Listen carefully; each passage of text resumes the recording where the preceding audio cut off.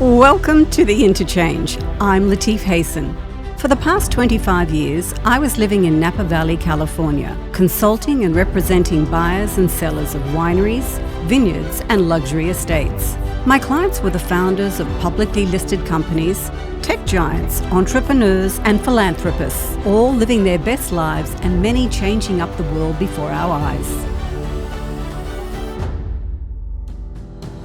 On The Interchange, I take a deep dive into their personal stories and many other fascinating people I have met from around the world. If we all suddenly are in driverless electric networked cars, maybe it can all be coordinated such that we don't have as much traffic. We talk cutting-edge technology, financial intelligence, leadership, climate change, the power of philanthropy, passion, and much more. But that's not all. As a patron of the world-renowned Festival Napa Valley, I chat with internationally renowned artists and emerging talent who grace the festival stage during the 10 best days of summer each year. It's like being in Europe and going out to a performance every day and every night in the most beautiful settings and incredible food and wine. You really do feel like you're in Europe. So tune in for each episode because The Interchange is where inspiration meets innovation.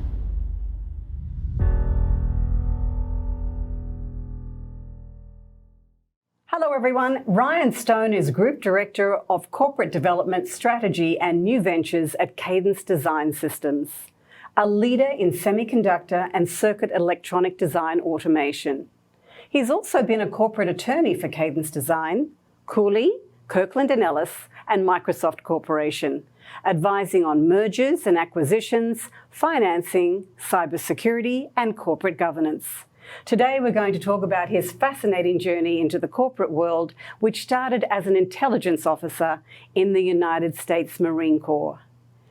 Happy to be here. Welcome, my friend. I'm so happy. You've led such a fascinating life, lots of twists and turns. I would say a road less travelled, with both feet outside the comfort zone on several occasions. But you started out with a bachelor's degree from Oklahoma State in aviation science and became a pilot. So tell us about the course and what you were planning to do with it. Of course. Aviation science was a hybrid of the practical skills of learning to fly. And so I had courses on getting a private pilot's license, instrument rating, commercial, multi-engine, all the way up to instructor. And then the science behind it. You take courses on aeronautical engineering, on turbines, on how engines work. And so it's a hybrid science practical course. It was fascinating because part of my education was flying airplanes. I chose aviation because growing up in Houston, it's kind of a boring city, actually. And so I was looking for excitement. I was looking for adventure. I thought being a pilot would be one of the more exciting careers for me, and was really driven by how I could push myself outside my comfort zone, learn new skills, and do something that's fun and exciting. So how long did you do that for?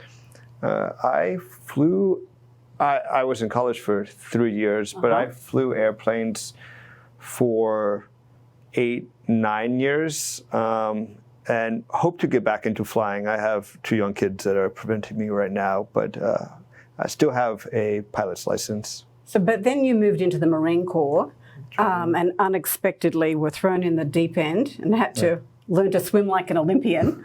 Why did you decide to join the Marine Corps, and then what was the experience like? Yeah, I actually was going to join the Air Force and be a pilot there. So I went to an Air Force recruiter, talked with him, and he sold me on why I should become an Air Force pilot and everything. And I went through the entrance exams and was all ready to go. But next door was a Marine recruiter, so I decided to stop by. And they have the opposite sales technique. And so instead of trying to sell you on why you should join the Marine Corps, they do a very good job convincing you that you have to prove that you should be able to join the Marines. So the recruiter, when I walked in there, was very gruff, had me do 100 sit-ups, 50 push-ups, 20 pull-ups, and then told me that at 5 a.m. the next day, we're going to run 3 miles And if I ran slower than 18 minutes, he was never talking to me again, and then told me to get out. And he wasn't very nice about all of that. And I realized that's where I wanted to be, was in a place that made me uncomfortable and challenged me. And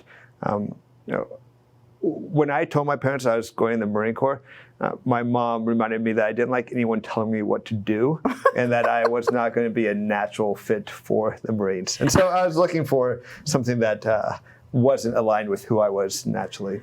Oh, that's fantastic. So you went to Afghanistan. I did, yes. So tell us about that, the day-to-day role, what your responsibilities were. What was that like? When I was in Afghanistan, I was an advisor to the Afghan army. And so we were a larger team of 20-something Marines. We had a lieutenant colonel in charge of us. And then I was in charge of a 4-man team where we lived with 100 Afghans, and we trained them. We trained them in everything. We had 2 interpreters who were teaching them how to read and write so they could do logistics.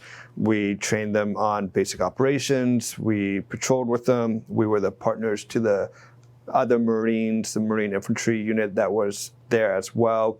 We also played the role of USAID, State Department. The Marines in that area is a more dangerous area, had a broader role than you typically think of for Marine. So we did development projects. And what was it like, the transition, when you first joined the Marines for you? It's overwhelming, but thinking back, so how the Marine Corps starts for all officers is you go through 10 weeks of OCS, Officer Candidate School, and then all Marine officers go through 6 months of the basic school, TBS, which is to learn how all Marine officers get 6 months of infantry training, even if you're not going to be an infantry officer. They want you to be able to shoot, patrol, have basic combat skills.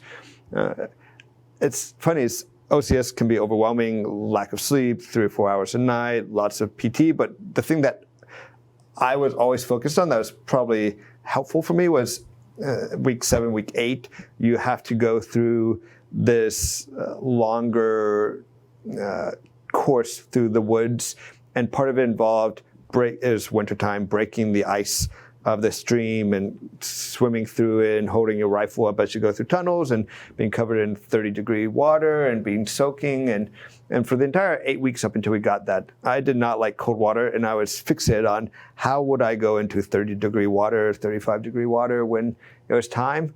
And it made the other part easier because I was always just nervous about week 8. But it's overwhelming. They throw you in the deep end. The idea is to break you down and build you up into being a Marine. And I think you leave OCS feeling uncertain for a number of months, and then you regain who you are as a person, and you come out stronger. Wow, that must have been pretty scary sometimes. Competitive too? Or a lot of camaraderie? Both. Yeah. OCS, it's more of an individual battle. You're trying to make it through selection of the Marines or the candidates that joined OCS. We had a slightly higher than 50% success rate who made it through. And then when you're in TBS, you're competing for your specialty. And so you're getting evaluated throughout the entire process. And then depending on where you fall compared to your peers, you select what job you want. And then you go through an algorithm and you get your job. And so there is a competitive element to the process. But there is a lot of camaraderie and a lot of great friends and lifelong companionship forms during this process. And they're really focused on the idea that if you can lead your peers, you can lead anyone. It's easier to lead people who are lower in rank than you and sometimes lead up than it is to lead people on the same level. And so they really focus on that challenge to develop your leadership skills. But you went straight into leadership, didn't you, when you first joined them? Unexpectedly, right? All officers, it wasn't unexpected. I chose to be an officer. You just need a college degree. In fact, the odd thing about how the military works is when you go to your unit. When I first went to my unit as an intel officer, my boss, who was a captain, I was a lieutenant, was in Iraq. So I actually came into her position because she was gone. And so I came into a position of someone who had 6-7 years in the Marine Corps experience. In the Marine Corps, this was my first job outside of training in the Marine Corps. And I am in charge of 80 Marines who know their job better than I know my job. They know my job better than I know my job. And you really have to learn how to lead from this place of almost inferiority despite being a higher rank, and relying on, it's about being curious, asking the right questions, understanding, and then deciding and leading and realizing you're the boss, and how do you rely on others, and how do you make your own informed opinions. And how did they take that they knew more than you when you first started? It's a constant balance in the military, because this applies to almost all junior officers. There's a reputation to second lieutenants that is not the most positive, because you're thrown into the deep end. And enlisted Marines learn over time of not taking it, of how do they operate within the structure of the Marine Corps, and how do they lead up, how do they manage the more junior lance corporals who have 2-3 years experience, who are maybe disgruntled because they're looking at a second lieutenant who doesn't know what he's doing and saying, why is he the boss? Why do I call him sir? Or why do I call her ma'am? And you have the more senior enlisted Marines who help guide me and help guide them, and are really the backbone of the military. And so you need good senior enlisted as a second lieutenant. What a great experience. But you also then went on to work with the Marine Corps in India, Thailand, Senegal, and Ghana? That wasn't with the Marine Corps. That was, so after I got out of the military, Which was how many years? 4.5 years. Oh, 4.5 years, okay. 4.5 years. Yeah. I was into law school. When I was a Marine, I lived with a couple lawyers, and I realized that their life was easier than mine. They made more money than me, and I wanted to have a slightly easier path, and so decided to go to law school. Not the best reason to choose law school or being a lawyer, and was already into law school and had some time where I had I wasn't a Marine, wasn't in school, and had about 15 months where I had nothing to do. So I somehow ended up in Senegal. I don't remember how I made the decision, except it was 2 or 3 in the morning. And so, and then when I was in Senegal, I met a doctor who lived in India, and he said, if you're ever in India, stop by. I was an EMT, and so I... EMT, an emergency... Yes. Medical training, yeah. Was a Marine just to get through some additional medical experiences. And so he said, you have some medical training, why don't you come to India? And so I went there.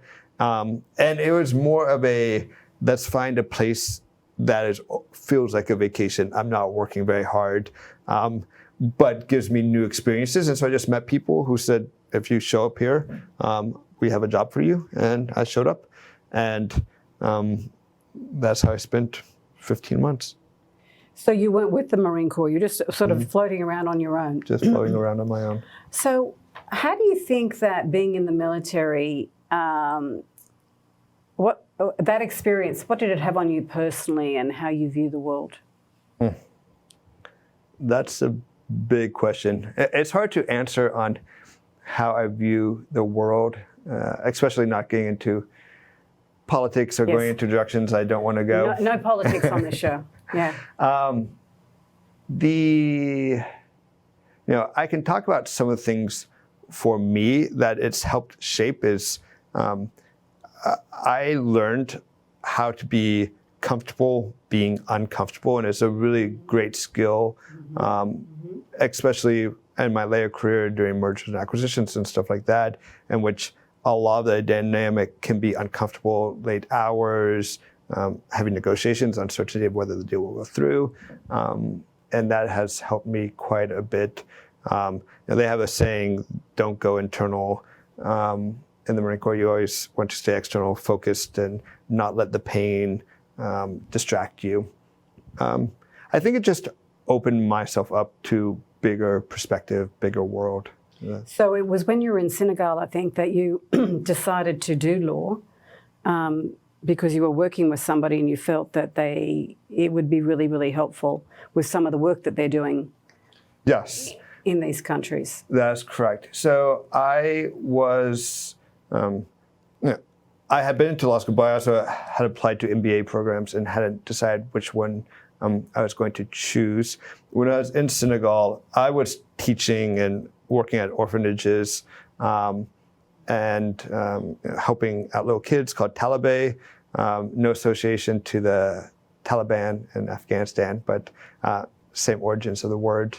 And there's a neighbor of the family I was living with was starting a nonprofit. And from the entire time I was there, I helped with some of the legal work in the formation. And by the time I left, he had been operating his nonprofit for 6 months, and it still was not an official nonprofit because the process to go and become a certified nonprofit was so time-consuming and onerous and challenging.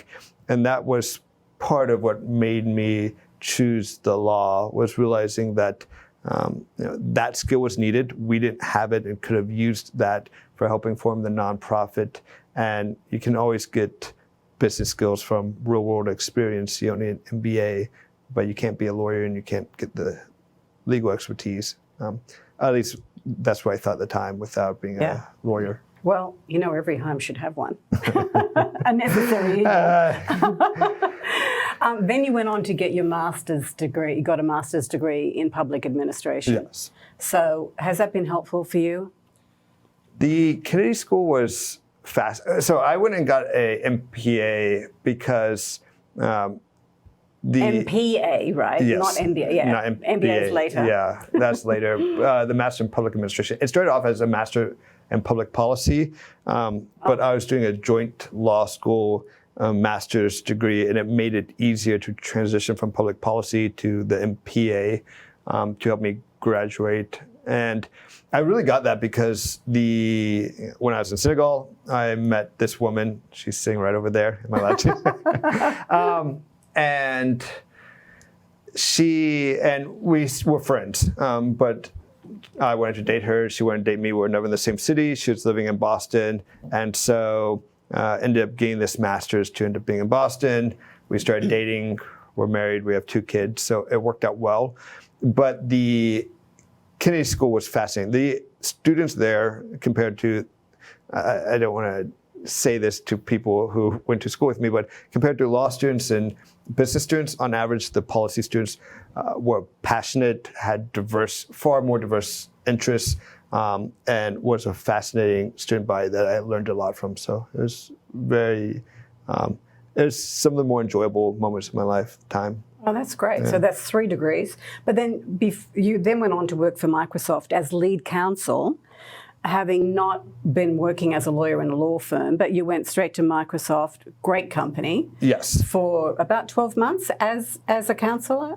Not necessarily lead counsel, that's later on, but there's a legal fellowship. What Microsoft does is they hire 2 people every year from law school, and they give them this broad, fascinating training. It's an amazing experience. And historically, Brad Smith, the president and general counsel, went to Columbia for law school. So most of the students came from Columbia, which is where I went to law school.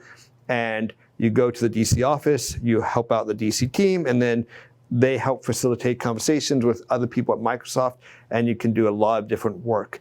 And part of it was being able to be involved in the in the midst of really important, interesting discussions. I got to sit on tax discussions during when Paul Ryan was working on his tax reform, and got to sit in with the Microsoft tax lead as second chair during the negotiations and discussions, got to attend meetings with USAID on U.S.-Africa trade policy, and sit there as the Microsoft representative. And so it's a fascinating experience where you just say, I want to do this. I want to focus on cybersecurity. I want to focus on tax. I want to focus on U.S.-Africa trade policy. And it was also during the campaign, the election of 2016. And so it's a really dynamic time in DC. So you only go for it. So they have you there for a year, and then you decided to go. You needed to have experience as a lawyer, so you joined two law firms. Well, you went to Kirkland and Ellis in Houston, yes. Texas, and then moved to San Francisco and joined Cooley. So you spent 4 years in law firms. Yes, yeah? About 4 years. Yeah, it's 4 years in law firms. And what was that like? Did you like that? It's interesting. First, at the Microsoft, after a year, some people stay around, but almost everyone decides to go to a law firm and leave because you need the legal experience. Kirkland Ellis focuses on private equity law, and that was a eye-opening in where I wanted to go from my career, in that the private equity experts, despite not being lawyers, most of them knew the law better than a first, second year, probably third year associate at a law firm. And it was less about being a sophisticated advisor at the junior associate level and more about creating the documents and executing on the plan that the private equity people were proposing. I wanted something a little bit more of an advisory role at an earlier stage in my career, and Cooley offered that. Cooley started off as a law firm supporting startups. It's one of the big Silicon Valley law firms. And they, 15, 20 years ago, however long ago, entered into the M&A space with some intensity. And a lot of the clients were on the sell side of, you had a startup, they got big enough, and now they're going to be sold, and you represented them, and they've never been through an M&A process before. And so at a very junior stage, you are now advising and guiding people and helping them. And it's also really fulfilling because a lot of times it's someone's career. They spent 10, 15, 20 years building this company, and this is a culmination of all that hard work, and you got to be a part of that. And it was often magical moments. Yeah, I'll say. So you enjoyed that. Was this part of your plan, though? Because then you joined Cadence Design, right? You got back into the corporate world. You joined them as lead counsel, Cadence Design Systems. Yes. Can you tell our audience what Cadence Design Systems does and why it's a critically important player in the semiconductor industry? Yeah. Cadence Design Systems is in the EDA space. It's called electronic design automation. But the way it was once described to me that I like is it's CAD for semiconductors, and we help the semiconductor companies design and then build the components within your laptop and phone. It's interesting because I remember I watch CNBC all the time, and I remember somebody saying, as an AI play, it's one that sort of people aren't focusing on. We should be focusing more on it because it's such a fantastic company. So, great company to be with, right? Yeah, we have great leadership. And I know you can't talk much about it. It's a publicly listed company. Is there anything else you want to share about Cadence Design Systems? It's been a fascinating experience. We are one of the best companies at computational mathematics, and in the M&A space, from when I started off as a lawyer and now on the corporate development side, we're using that expertise outside of the EDA domain.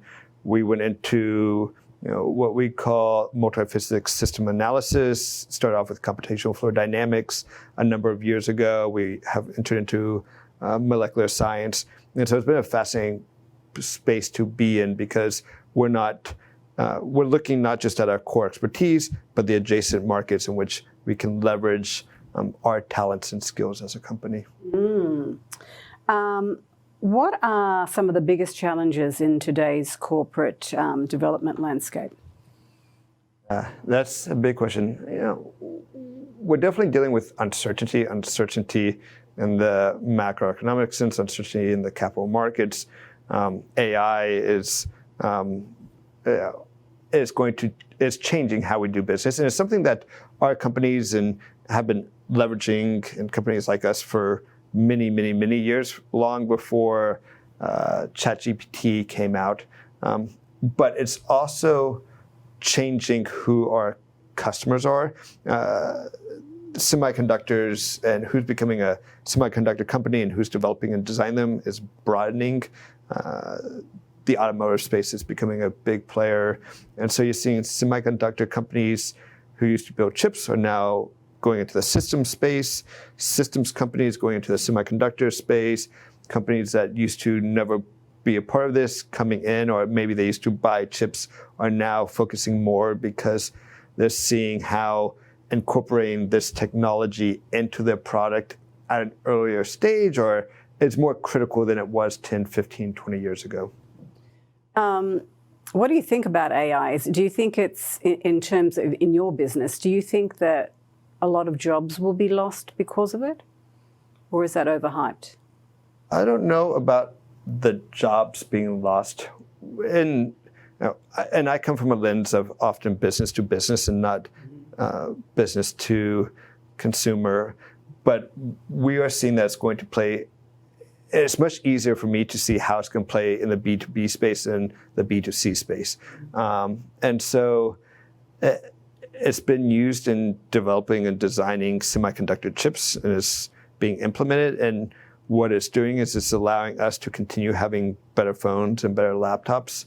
On whether it's going to cause fewer jobs, it's going to cause jobs to shift. It's going to cause the nature of the work we're doing to shift. It's going to make, I've been using it a little bit in my job to make me better at my job, but it's not going to replace me anytime soon. Oh, good. When you look back at your path, your career path, would you have done anything differently? That's, I am happy where I am right now. And obviously, if I could go back, I would change some things here or there. But it's hard to say whether you seem to make a different decision 10 years ago that would have been better. You go to a better school, or you take a better job, or you make a better decision. Does it actually lead you to making a better path, a better career?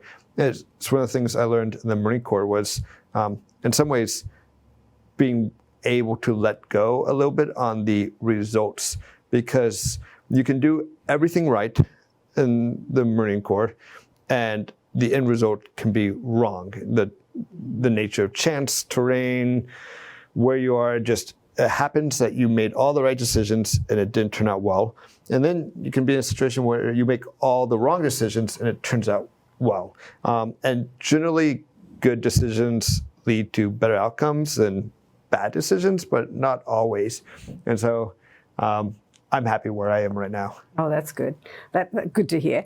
You went on and got an MBA from the Huss School of Business at UC Berkeley, and you felt that there was a large gap in legal knowledge that you felt was essential for entrepreneurs. So now you are teaching a class at UC Berkeley called Law for Entrepreneurs and Executives. So tell us about the course and why you think it's so important for people getting an MBA. I'll answer your question, but I'll start with why I went and got an MBA was because I was ready to leave the law and go to the business side, and I thought I had a little bit more of the GI Bill left, and so it wasn't going to cost me any money. And so I thought it would be a good way to signal some good skills to learn and make the transition. And so when I entered into the MBA program, I was already primed to think, how do I meld my legal expertise into the business world? And so it's a natural fit to think of them together. And when I was getting my MBA, a lot of my classmates were focusing on starting companies and coming and asking me questions. And a lot of the same mistakes that my clients had when I was a lawyer at a law firm and the mistakes they made, or when I was buying a company and diligencing the target, these classmates were making. And I would have conversations with them and realize that there needed to be a widespread fundamental foundation for all these MBAs who wanted to start companies or were, making or working with lawyers, part of a larger corporation, and had no idea, couldn't speak the language, felt nervous and apprehensive, and it wasn't a value add with the lawyers. It was more of a roadblock of how do you avoid, because we can't solve problems, because we can't work together. And so my class came from talking with my classmates and saying, okay, we need to have a fundamental knowledge for all the startups, for anyone who takes my class. How do I leverage the law to make better strategic decisions, and how do I avoid key mistakes that I can't walk back? And then just getting comfortable and understanding the role the law can play. How do you work with lawyers as part of the business decision, business strategy, to be a value add? And so I've taught it for one semester. This year was the first year. It was fascinating. I loved it. I'll be teaching again next year, hoping to expand the course in both quantity and locations. And so it was a great success. Yes, the students, for the most part, liked it. The biggest complaint the students had was 2 hours into the first day, I was an hour behind schedule. But then you learn how to manage the class. There's a lot of questions, and I didn't control the room very well. But I learned, I got feedback, and then beyond that, students liked the class. That's fantastic. So you want to continue to do that, and it's very beneficial for. Were they all MBA students?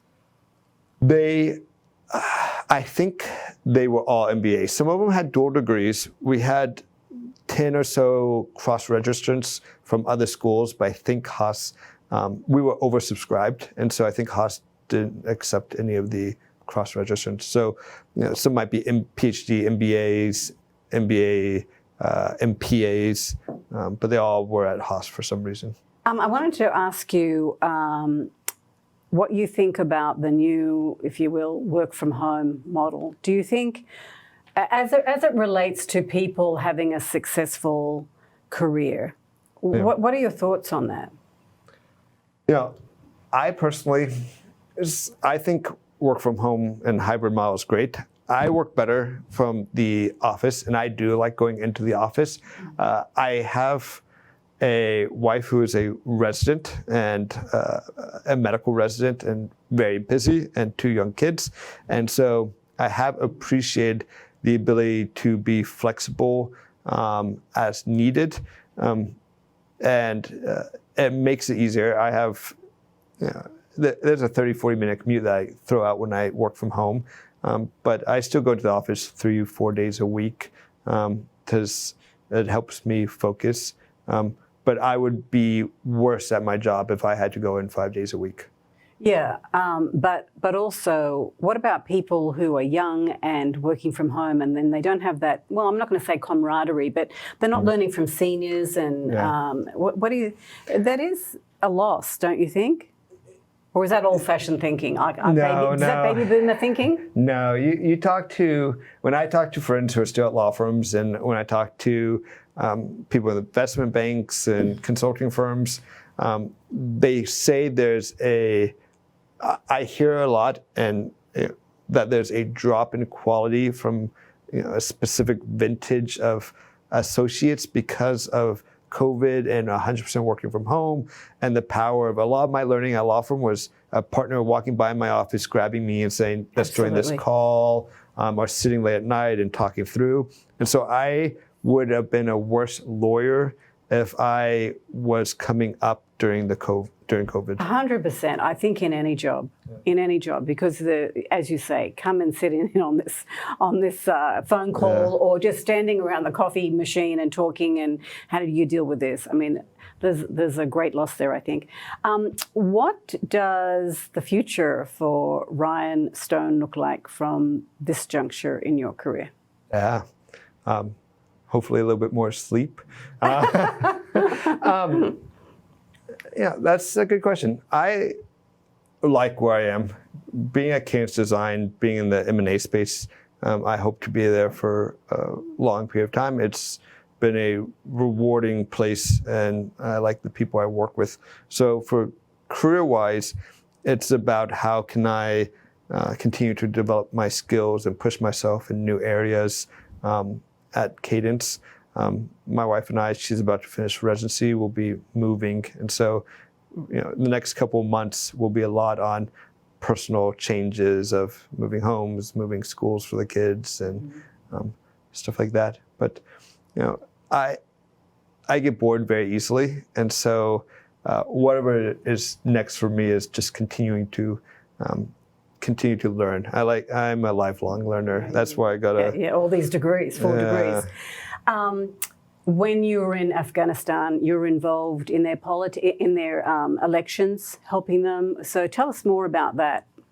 Yeah, they had local elections while we were there, and it was about ensuring smooth elections and safe elections. And part of the role of the Afghan military and police in that area was to ensure that the government was functioning as it should. It is a very complicated, complex situation of local tribes and villages and the federal government and the local governments, and how do they all interact. But rightly or wrongly, we were there in part to have a functioning government. I'm not sure that worked out very well, but. And from that experience, has it ever crossed your mind to get into politics? No. Oh, okay. I had this feeling. I thought, I wonder if he's ever going to end up in politics. Because you said you were like you guys were like the State Department when you were there. And I lack the I would say the wrong thing. I would not last an election to the to the end point. What would your mother say if you told her I'm getting into politics? I think it's more what would my wife say. Oh. And so, play where your strengths are. Yeah. And, well, I'm so happy to hear that you're not going to be getting into politics. Thank you so much for taking the time to be here. It was so fun to have you. Thank you. Thank you, everybody. I look forward to seeing you next week.